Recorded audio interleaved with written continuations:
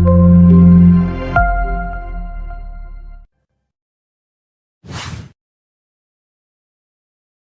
My dear students.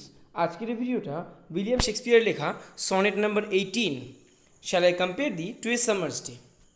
প্রথমেই দেখো লেখা রয়েছে সনেট নাম্বার 18, 17টা সনেট তাহলে কোথায় গেল? বিষয়টা এটা, উইলিয়াম শেক্সপিয়ার তার জীবনে মোট 154টা সনেট লিখেছেন, তার মধ্যে একটার নামকরণও করেনি, কারণ উনি এটার প্রায়োরিটিই দেয়নি যে সনেটগুলো আবার নামকরণ করতে হবে কিনা। উনি তো টোটালটাকেই একটা উদ্দেশ্যে লিখছেন, যদিও তা নয়, 154টার মধ্যে 126টা উনি এক উদ্দেশ্যে লিখেছেন, বাকি 28টার উদ্দেশ্য অন্য ছিল, যাকে সেই উদ্দেশ্য নিয়ে না হয় অন্য কোনো ভিডিওতে অন্য সময় আলোচনা করা যাবে। আপাতত বলি যে উইলিয়াম শেক্সপিয়ার তার জীবনে 154টা সনেটের পাশাপাশি কিন্তু 37টা ড্রামাও লিখেছেন। উইলিয়াম শেক্সপিয়ারের ব্যাপারে এইটা জানার আগে যেটা জানা জরুরি, আমার যেটা আগে বলা উচিত ছিল, সেটা হচ্ছে ওনার একটু বায়োগ্রাফিটা বলে দিই। 1564 খ্রিস্টাব্দের 23 এপ্রিল স্ট্র্যাটফোর্ড অন অ্যাভনে তিনি জন্মগ্রহণ করেন। ওই খুব সম্ভবত স্থানীয় একটা গ্রামার স্কুল ছিল, সেখানেই তিনি প্রাথমিকভাবে পড়াশুনো শুরু করে।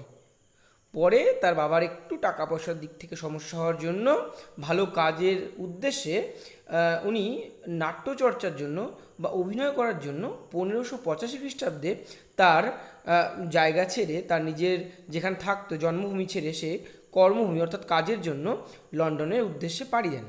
তারপরে একদল অভিনেতার সঙ্গে তার পরিচয় হয়, সেখানে নাম উপার্জন করে, অর্থ উপার্জন করে এবং দিনে দিনে ওই কাজের পাশাপাশি তার লেখালেখির অভ্যাসটা চালিয়ে যায়, যেখান থেকে উইলিয়াম শেক্সপিয়ারকে আর পেছনে তাকাতে হয়নি। তো উইলিয়াম শেক্সপিয়ার তার জীবনে যে কবিতাগুলো লিখেছে, ওই তার মধ্যে প্রত্যেকটা সনেটে আমি একটু আগেই বলেছি কোনো রকম নামকরণ করেনি, তবে যে ড্রামাগুলো লিখেছে তার মধ্যে কিন্তু কতগুলো বিখ্যাত ড্রামাগুলোর নাম হচ্ছে কি As You Like It, Twelfth Night, Merchant of Venice, Hamlet, Othello, King Lear, Macbeth. এইগুলো হচ্ছে ওনার জীবনে কিছু বিখ্যাত ড্রামা।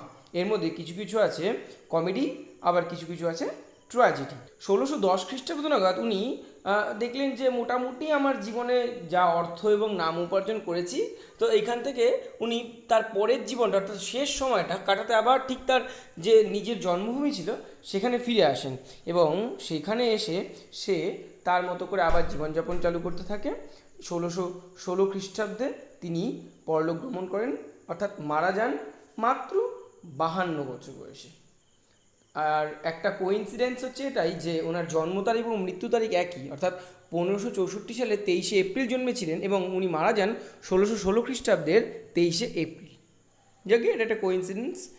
এরকম আরও কিছু বিখ্যাত মানুষের ক্ষেত্রে হয়েছে, যেমনি জেসি বোসের ক্ষেত্রেও হয়েছে, খুব সম্ভবত 23 নভেম্বর জন্ম এবং 23 নভেম্বরই মৃত্যু। আচ্ছা, তার সময় নষ্ট না করে এবার একটু এই টেক্সটের সম্পর্কে বলি। এই টেক্সটের বিষয়বস্তু কী? প্রথম লাইনটাই বলছে, আমি কি তোমাকে একটা গ্রীষ্মের দিনের সাথে তুলনা করব?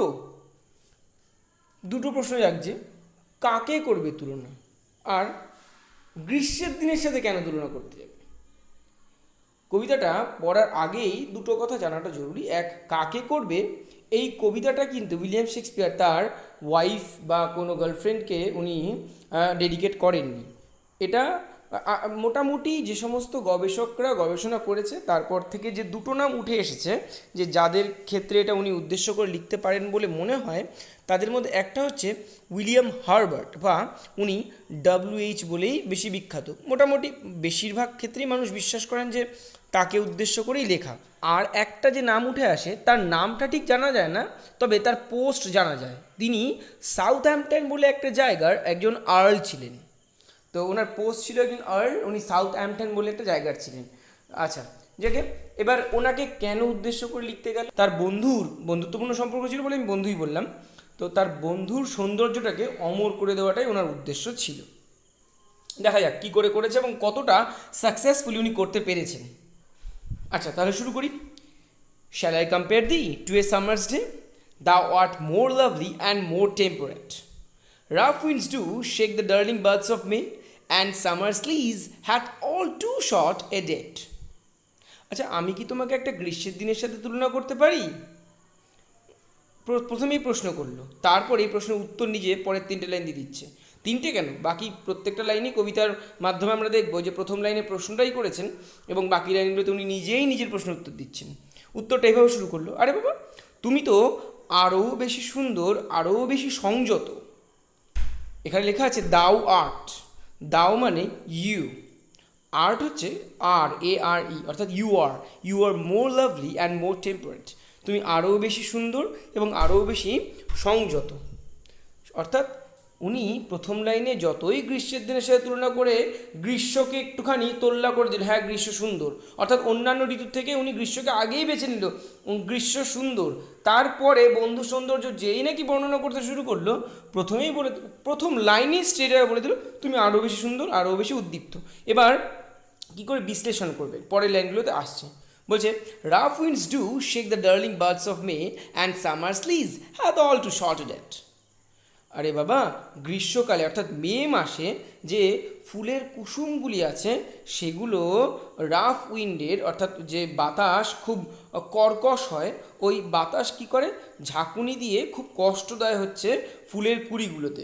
অর্থাৎ গ্রীষ্মকালের যে বাতাসটা বয় ফুলের কুড়ির জন্য সহ্য করা সেটা কষ্টকর। And summer's lease hath all too short a date.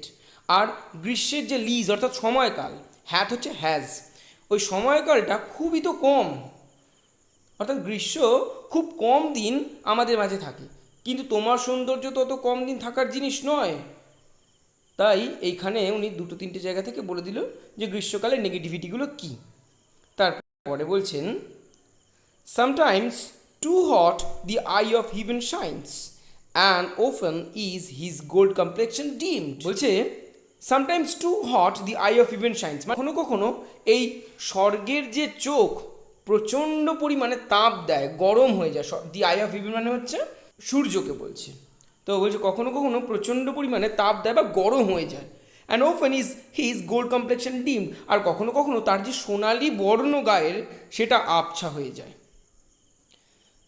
তার মানেটা কি, কখনো কখনো মেঘাচ্ছন্ন হয়ে যায়, অর্থাৎ সূর্য গরমকালে প্রচণ্ড তাপও দেয়, আবার মেঘের আড়ালে লুকিয়ে সে আবছাও হয়ে যায়। অর্থাৎ ওর সৌন্দর্যটা কনস্ট্যান্ট নয়, কখনো বেশি হচ্ছে, অতিরিক্ত হয়ে যাচ্ছে, কখনো আবার আবছা হয়ে যাচ্ছে। And every fair from fair sometime declines by chance or nature's changing course untrimmed. এবার এইখানে কবি এই যে গ্রীষ্মকালটাও যে কনস্ট্যান্টলি থাকে না, ওর যে সৌন্দর্যটা কনস্ট্যান্ট থেকে যেতে পারে না, এর পেছনে আবার কবি গ্রীষ্মকালকেও সরাসরি দায়ী করছে না। এখানে বলছে আরে বাবা এটা তো নেচারের দোষ, প্রকৃতিই তো তার চেঞ্জিং কোর্স নিয়ে আমাদের মাঝখানে এসছে। এই যে বলছে যে by chance or nature's changing course untrimmed, অর্থাৎ এই যে সৌন্দর্যটা পৃথিবীতে কোনো কিছুই যাই আছে তার সৌন্দর্য সবসময় থাকে না এবং ক্রমাগত সে চেঞ্জ হতে থাকে, অর্থাৎ খারাপ হতে থাকে।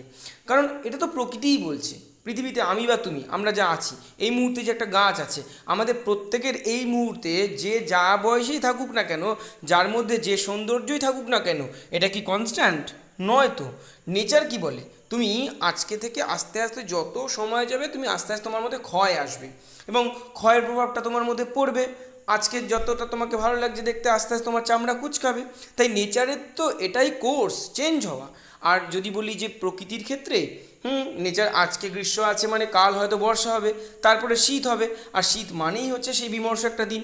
অর্থাৎ নেচার নিজের চেঞ্জিং কোর্সটার জন্য পৃথিবীতে কোনো কিছুকে কনস্ট্যান্টলি সুন্দর থাকতে দেয় না। তাই বলছে every fair from fair sometime declines, যতই সুন্দর জিনিস থাকুক না কেন এই পৃথিবীতে, আস্তে আস্তে তার মধ্যে ক্ষতিসাধন হবে। By chance or nature's changing course untrimmed, হতে পারে যে বাই চান্স হয়ে গেল বা কোনো কারণে, বা হয়তো নেচারের যে চেঞ্জিং কোর্স আছে তার জন্যই হলো। But thy eternal summer shall not fade nor lose possession of that fair thou owest, কিন্তু তোমার মধ্যে যে এটার্নাল সামার বা চিরকালীন গ্রীষ্ম রয়েছে সেটা কখনো ম্লান হবে না, কখনো আবছা হবে না।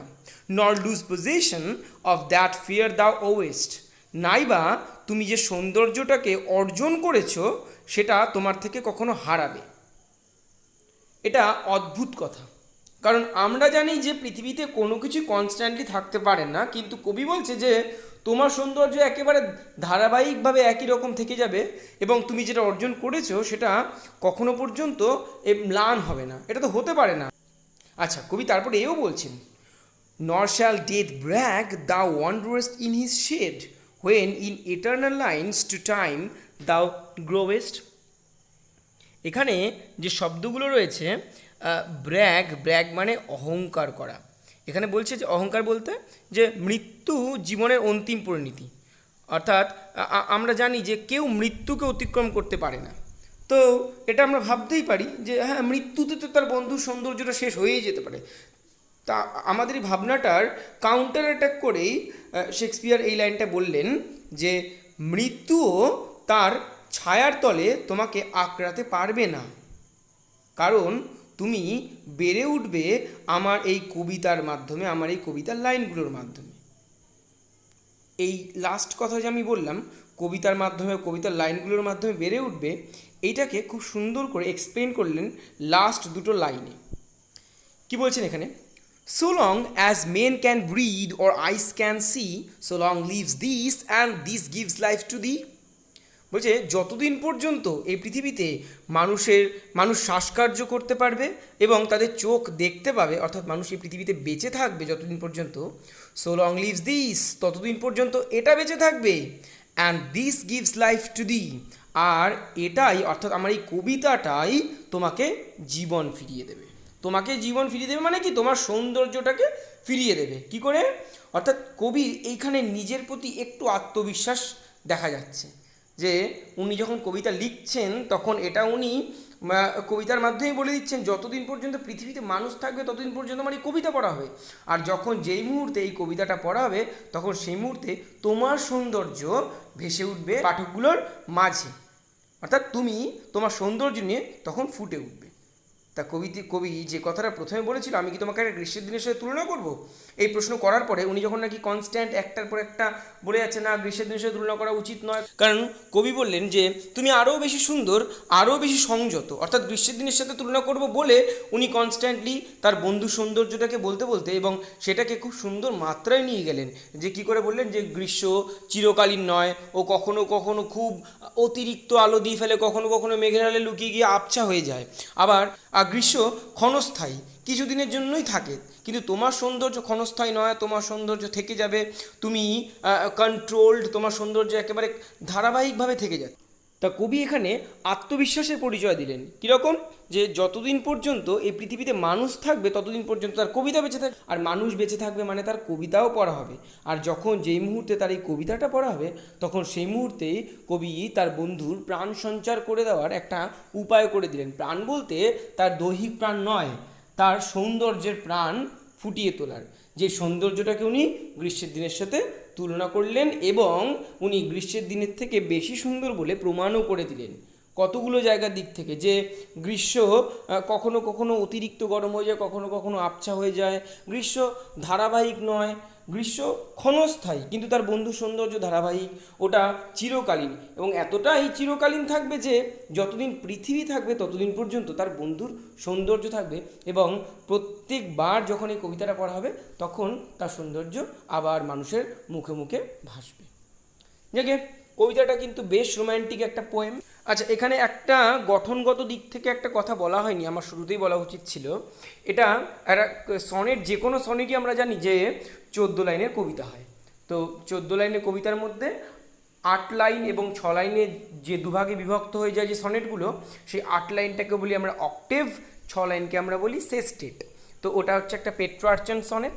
উইলিয়াম শেক্সপিয়ার যে সনেটটা লিখতেন সেটা 4-4-4-2, অর্থাৎ 3-4-12 আর 2 14 লাইনের এইভাবে কবিতার উনি ভাঙতেন, এটাকে বলে শেক্সপিয়ারিয়ান সনেট। তো 4 লাইনকে বলে হচ্ছে কোয়াট্রেইন, 2 লাইনকে বলে হচ্ছে কাপলেট। কাপলেট নয়, কাপলেট, COUPLET, কাপলেট। তো এইখানেও লাস্ট যে 2 লাইন রয়েছে, লাস্টে আমি যে বললাম যে খুব সুন্দর করে কথাটাকে উনি এক্সপ্লেন করছেন, ওই 2 লাইন মিলে হচ্ছে কাপলেট। 4 লাইনে যেটা রয়েছে ওটা কোয়াট্রেইন, আর 6 লাইন 8 লাইনের যে ব্যাপারটা থাকে সেটা এখানে নেই। ঠিক আছে, এর উপর থেকে যদি কোনো রকম কোনো প্রশ্ন থাকে তাহলে তোমরা কমেন্ট বক্সে লিখতে পারো। আজকের এই ভিডিওতে এতটুকুই, বাকি কথা পরের ভিডিও হবে। Till then good bye and have a nice day, by.